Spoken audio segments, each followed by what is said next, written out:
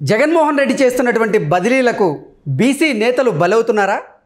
జగన్మోహన్ రెడ్డి వైఖరికి బీసీ నేతలు విసిగెత్తిపోయారా అంటే అవుననే సమాధానం ఇస్తున్నారు కొంతమంది రాజకీయ విశ్లేషకులు. ఇక ఇదే అంశానికి సంబంధించి మనతో మాట్లాడేందుకు ప్రముఖ సీనియర్ జర్నలిస్ట్, ప్రముఖ రాజకీయ విశ్లేషకులు సిఎస్ రావు గారు మనతో ఉన్నారు. ఆయనతో మాట్లాడదాం. Sir hi sir. Hello Krishna. Sir, Jaganmohan Reddy వైఖరికి బీసీ నేతలు విసిగెత్తిపోయారని, జగన్మోహన్ రెడ్డి చేస్తున్నటువంటి బదిలీలకు బీసీ నేతలే బలవుతున్నారంటూ కూడా ఒక వార్త ఇప్పుడు సోషల్ మీడియాని షేక్ చేస్తూ ఉంది. ఏంటి సార్, ఆ వార్తలో వాస్తవం ఉందా? అది సోషల్ మీడియాలో షేక్ కావడం కాదు, అది జరుగుతున్నటువంటి పరిణామం. ఇది జరుగుతున్నటువంటి పరిణామే గుమ్మనూరు జయరాం కానీ ఇలాంటి వాళ్ళందరికీ చాలామంది కూడా అసలు అండర్ గ్రౌండ్లోకి వెళ్ళిపోయారు. ఫోన్ కూడా స్విచ్ ఆఫ్ కొని చాలామంది అందుబాటులో లేకుండా పోయారు. అలాగే ఇటీవల కాలంలో అనంతపురం ఎంపీ అనుకుంటా, కర్నూలు ఎంపీ ఆల్రెడీ బాహాటంగానే చెప్పాడు. సంజీవ్ కుమార్ ఆల్రెడీ చెప్పారు కదా, జగన్మోహన్ రెడ్డి మా బీసీలకి అన్యాయం చేస్తున్నారు అనేది. ఇలా చెప్పుకుంటూ పోతే బీసీ లీడర్లు చాలా మందికి స్థానచలనం కలిగింది, బదిలీలు చేశారు. కొంతమందికి అసలు ఎక్కడ పోటీ చేయడానికి అవకాశం కూడా లేకుండా చేశాడు జగన్మోహన్ రెడ్డి. ఇప్పుడు తాజాగా తీసుకుంటే కనుక నరసరావుపేట ఎంపీగా ఉన్నటువంటి లావు శ్రీకృష్ణదేవరాయలు రాజీనామా చేశారు వైఎస్ఆర్ కాంగ్రెస్ పార్టీకి. ఆల్రెడీ జగన్మోహన్ రెడ్డికి ఆ రాజీనామా పత్రాన్ని పంపించేశారు. రేపో మాపో తెలుగుదేశం పార్టీలో ఆయన చేరబోతున్నారు. ఇప్పుడు నరసరావుపేటకి ఎంపీ అభ్యర్థి ఎవరు అనే దాని మీద కాన్సన్ట్రేషన్ చేస్తే అనిల్ యాదవ్ని లేదంటే బీదా మస్తాన్ రావు, ఇద్దరు నెల్లూరు జిల్లాకు సంబంధించినటువంటి బీసీ నేతలు, వాళ్ళని తీసుకొచ్చి నరసరావుపేటలో పోటీ చేయించాలనేటువంటి ఒక ఆలోచన చేస్తున్నారు. ఎందుకు ఆలోచన చేస్తున్నారు? వైఎస్ఆర్సీపీ కార్యకర్తలకు కూడా వీళ్ళ మొహాలు తెలిసి ఉండవు కదా సార్ అక్కడ లోకల్గా. సరే, అందరికీ తెలుసుంటారు. అంటే జగన్మోహన్ రెడ్డి ప్రతి నియోజకవర్గంలో లోక్సభ స్థానంలో కానీ అసెంబ్లీ స్థానంలో కానీ ఎవరు నిల్చోబెట్టినా కానీ నా ముఖం చూసి ఓటేస్తారు చెప్తే ఆ నిల్చున్న చూసి ఓటేయరు అనేది ఆయన కాన్సెప్ట్.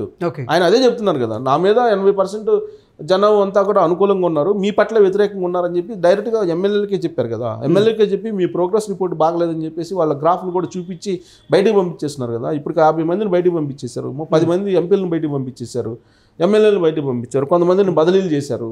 సో ఈ క్రమంలో బదిలీలు చేసినటువంటి వాళ్ళు, బయటకు పంపించినటువంటి వాళ్ళలో ఎస్సీలు, ఎస్టీలు, బీసీలు ఎక్కువ ఉన్నారు. సో నా ఎస్సీలు, నా బీసీలు, నా ఎస్టీలు అంటున్నటువంటి జగన్మోహన్ రెడ్డి, నా మైనారిటీలు అంటున్న జగన్మోహన్ రెడ్డి ఇప్పుడు బదిలీలు కనుక చూస్తే 100కి 95% ఎస్సీలు, బీసీలు ఉన్నారు. సో దీనికి సమాధానం ఏంటి అని అంటే, ప్రభుత్వం వచ్చిన తర్వాత వాళ్ళకి న్యాయం చేస్తాను అని చెప్పి చెబుతున్నారు. ప్లస్ వాళ్ళని బదిలీ చేస్తే వాళ్ళ స్థానంలో నేను మళ్ళీ బీసీలకు, ఎస్సీలకు ఇస్తున్నాను కదా అని చెప్పి ఇంకో సమాధానం వైఎస్ఆర్ కాంగ్రెస్ పార్టీ చెప్తుంది. సరే, ఇప్పుడు తాజాగా జరిగిన సంఘటన తీసుకుంటే కనుక లావుకి శ్రీకృష్ణదేవరాయలు గుంటూరు నుంచి ఎంపీగా తెలుగుదేశం పార్టీ అభ్యర్థిగా పోటీ చేయబోతున్నారు. సో ఇప్పుడు మరి నరసరావుపేటకి ఎవరు? నరసరావుపేటకి వైఎస్ఆర్ కాంగ్రెస్ పార్టీకి పోటీ చేసేటువంటి వాళ్ళు బీసీలు నించోబెట్టాలనేటువంటి ఒక ఆలోచన జగన్మోహన్ రెడ్డి చేస్తున్నారు. ఆ క్రమంలో రాష్ట్ర వ్యాప్తంగా జల్లెడ పెట్టినటువంటి వైఎస్ఆర్ కాంగ్రెస్ పార్టీ చివరకు తాడేపల్లి క్యాంప్ ఆఫీస్కి దొరికినటువంటి ఇద్దరు పేర్లు ఏంటంటే అనిల్ కుమార్ యాదవ్, బీదా మస్తాన్ రావు. వీళ్ళిద్దరిలో ఎవరో ఒకరిని తీసుకొచ్చి నరసరావుపేట నుంచోబెట్టాలని చెప్పి ఒక ఆలోచన చేస్తూ ఉన్నారు. సో వాళ్ళిద్దరు ఎందుకు? బీసీ యాదవ్ కాబట్టి వాళ్ళని తీసుకొచ్చి ఇక్కడ నరసరావుపేటలో నుంచి ఉంటే కనుక సామాజిక ఈక్వేషన్లో నరసరావుపేటలో ఎక్కువ మంది ఉన్నారు కాబట్టి గెలిపిస్తారు అనేటువంటి ఒక ఒపీనియన్ తోటి వైఎస్ఆర్ కాంగ్రెస్ పార్టీ ఉంది. అసలు బలమైనటువంటి యాదవ్ సామాజిక వర్గానికి సంబంధించి బీసీ నేత జంగా కృష్ణమూర్తి నిన్నగాక మొన్న ఆయన పార్టీ మారేటువంటి అవకాశం ఉందని వార్త వస్తుంది. రేపో మాపో ఆయన వైఎస్ఆర్ కాంగ్రెస్ పార్టీకి వెళ్ళిపోతున్నారు. పల్నాడులో ఏరియాలో బలమైనటువంటి బీసీ నేత ఆయన. సో ఆయన పార్టీ నుంచి వెళ్ళిపోతున్నటువంటి పరిస్థితుల్లో నెల్లూరు జిల్లా నుంచి తీసుకొచ్చి గుంటూరు జిల్లాలో కొత్తగా నరసరావుపేట జిల్లా చేసి పల్నాడు జిల్లా చేశారు. సో అక్కడో నెల్లూరు జిల్లా నుంచి గుంటూరు జిల్లాలో కనుక వాళ్ళని తీసుకొచ్చి ఎంపీగా వేపిస్తే అసలు అక్కడ గుంటూరు జిల్లాలో ఉండేటువంటి వాళ్ళు ఆదరిస్తారా? పైగా పల్నాడు జిల్లాలో ఉండేటువంటి వాళ్ళు ఆదరించే పరిస్థితి ఉందా అని అంటే, అసలు ఈ బదిలీలు, ఈ వ్యవహారం ఏంటంటే జగన్మోహన్ రెడ్డి చెబుతుంది ఏంటంటే నన్ను చూసి ఓటేస్తారు, అభ్యర్థులను చూసి ఎవరు వేస్తారు అనే యాంగిల్లో ఆయన బదిలీలు చేసుకుంటున్నారు. అందుకే తెలుగుదేశం పార్టీ కూడా సెటర్లు వేస్తుంది. ఎక్కడైనా సరే రాజకీయాల్లో బదిలీలు ఉండవు అని, కేవలం అధికారులను బదిలీ చేస్తారు కానీ ఇప్పుడు రాజకీయాల్లో బదిలీలు ఏంది అనేది. ఇప్పుడు అసలు జగన్మోహన్ రెడ్డి ఏ స్థాయికి వెళ్ళిపోయాడంటే జిల్లాల్లో ఇంటర్నల్గా ఒక కాన్స్టిట్యున్సీ ఇంకో కాన్స్టిట్యున్సీ చేసేవాళ్ళు ఇంతకుముందు. ఇప్పుడు ఏకంగా అసలు జిల్లాలనే మార్చేస్తున్నారు. ఇప్పుడు ఒక జిల్లా నుంచి ఇంకో జిల్లాలకి మార్చేస్తున్నారు. అసలు జగన్మోహన్ రెడ్డి ధైర్యం ఏంటి? So simple, very simple. తను చూసి ఓటేస్తారనేటువంటి ఒక ఒపీనియన్ ఆయనకు ఉంది. తను చేసినటువంటి, తను నొక్కినటువంటి బటన్ నొక్కినటువంటి డబ్బులే నన్ను గెలిపిస్తాయి అనేటువంటి యాంగిల్లో ఆయన ఉన్నారు. ఇంకోటి ఏంటంటే ఆర్థికంగా బలంగా ఉన్నాం కాబట్టి ఎవరు నుంచోబెట్టాం కానీ డబ్బులు ఖర్చు పెడితే కనుక గెలిపించవచ్చు అనేటువంటి యాంగిల్ ఒకటి ఉంటుంది. ఇంకోటి ఏంటంటే నేను సంక్షేమ కార్యక్రమాలు బాగా అమలు చేశాను కాబట్టి వాటిని చూసి నాకు ఓటేస్తారు. ఎవరైతే నా ద్వారా లబ్ధి పొందారో వాళ్ళందరూ నాకు ఓటేస్తారనేటువంటి ఆలోచనలు ఆయన ఉన్నారు.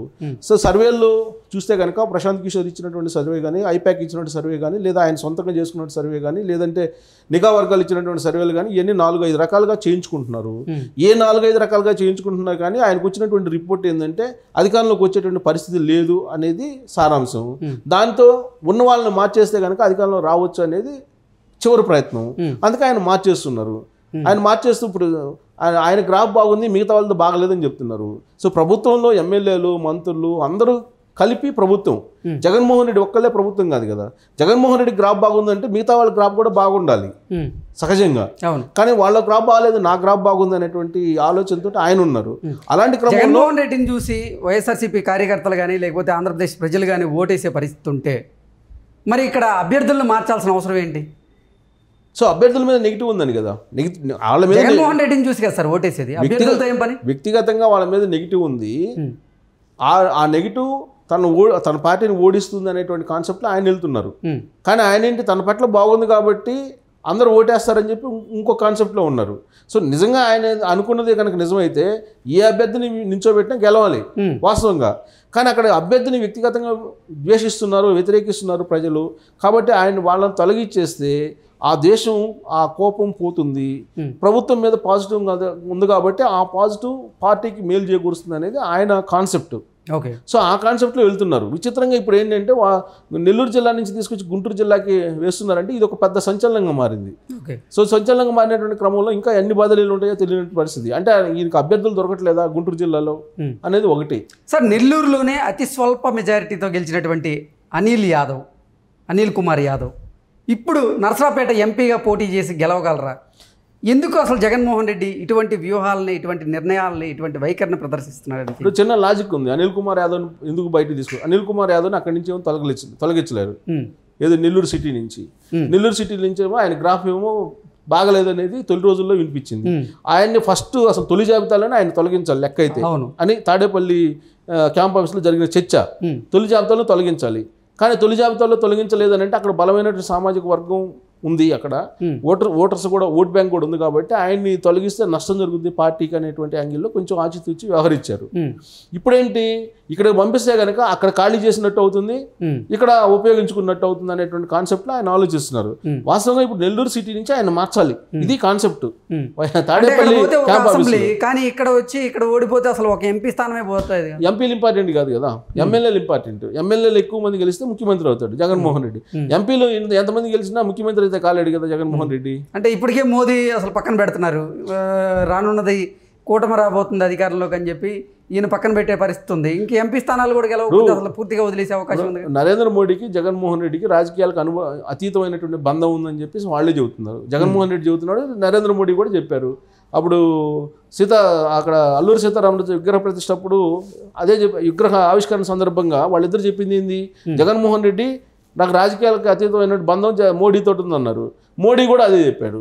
సో కాబట్టి వాళ్ళిద్దరు బంధాన్ని ఎవరు విడదీయలేరు. కాబట్టి రాజకీయంగా వాళ్ళిద్దరు వేరు వేరు నిర్ణయాలు తీసుకోవచ్చు, బట్ వాళ్ళిద్దరికి ఉన్నటువంటి బంధాన్ని ఎవరు విడదీయలేరు. వైఎస్ఆర్ కాంగ్రెస్ పార్టీ, బీజేపీ ఒకటనేది ఎవరు కాదనేటువంటి సత్యం అది. సో ఇలాంటి పరిస్థితుల్లో జగన్మోహన్ రెడ్డి ఇప్పుడు నరసరావుపేటకేమో అభ్యర్థులు లేడు, దొరకట్లేదు. కాబట్టి అనిల్ కుమార్ యాదవ్ని అక్కడి నుంచి తొలగించాలి. ఈ రెండు, ఒకటి ఇక్కడ అభ్యర్థులు లేరు, అక్కడ తొలగించాలి. సో ఈ రెండు కలిసి వచ్చినాయి కాబట్టి అటు ఇటు మార్చిపడేయండి అని చెప్పి ఉండొచ్చు బహుశా. ఇంకోటి ఆయన వేణుగోపాల్ రెడ్డి ఉన్నారు, మోదుగుల వేణుగోపాల్ రెడ్డి. గతంలో ఆయన నరసరావుపేట ఎంపీగా గెలిచారు. ఆయన ఎప్పుడు 2014 కాదు, 2014లో గెలిచారు. ఆయన పేర్లు పరిశీలిస్తున్నారు అనేది కూడా ఒకటి వినిపిస్తుంది. బహుశా ఇలాంటి విమర్శలు కనుక వస్తే కనుక ఆ జిల్లాల నుంచి ఈ జిల్లాల నుంచి తీసుకొచ్చేది అని చెప్పి పల్నాడు నుంచి కనుక వ్యతిరేకత వస్తే అప్పుడు ఫైనల్గా మోదుగుల వేణుగోపాల్ రెడ్డిని కంటిన్యూ చేసేటువంటి అవకాశం, అక్కడి నుంచి పోటీ చేసేటువంటి అవకాశం. మళ్ళీ ఇప్పుడు గుంటూరుకి మళ్ళీ స్కేర్ సిటీ ఏర్పడింది. గుంటూరుకి ఎంపీ లేడు వైఎస్ఆర్ కాంగ్రెస్ పార్టీకి. ఇప్పుడు ఉన్న 22 మంది ఎంపీల్లో, సిట్టింగ్ ఎంపీల్లో దాదాపు 10 మందిని మార్చేశారు ఆయన. అసలు ఆల్రెడీ ఆయన మార్చకముందే మాకు ఎంపీ పదవి వద్దు, మేము ఎమ్మెల్యేలకు పోటీ చేసుకుంటాం ఎక్కడ దగ్గర, మాకు అవకాశం ఇవ్వండి అని చెప్పి కోరిన వాళ్ళు కొంతమంది ఉన్నారు. అసలు మేము రాజకీయాలకే దూరంగా ఉంటాం అని చెప్పిన వాళ్ళు ఇంకొంతమంది ఉన్నారు. సో ఇలాంటి పరిస్థితుల్లో జగన్మోహన్ రెడ్డికి మరి అభ్యర్థులు దొరక్క వేరే జిల్లాల నుంచి తీసుకొస్తున్నారా, లేదంటే ఆయన నా సర్వేలు ప్రకారం ఎవరి నుంచో పెట్టినా నేను గెలుస్తాను కాబట్టి సామాజిక ఈక్వేషన్ నమ్ముతున్నారా, అసలు ఆయన ఆలోచన ఏంటి అనేది ఇప్పటికైతే మనకు అంతుపట్టడం లేదు. వైఎస్ఆర్ కాంగ్రెస్ పార్టీ వాళ్ళు కూడా అంతుపట్టడం లేదు. ఫోన్ వస్తే భయపడే పరిస్థితి, ఆందోళన చెందేటువంటి పరిస్థితిలో ఆ పార్టీ లీడర్లు ఉన్నారు. సో ఇప్పుడు కూడా ఫైనల్ లిస్ట్ వస్తుందని చెప్పి అంటున్నారు. ఫైనల్ లిస్ట్లో మరి ఎంతమందిని మారుస్తారో ఏంటో తెలియదు. ఇప్పుడు ఒక నెల్లూరు నుంచి కనుక గుంటూరు తీసుకొస్తే అదొక పెద్ద సంచలనం అవుతుంది.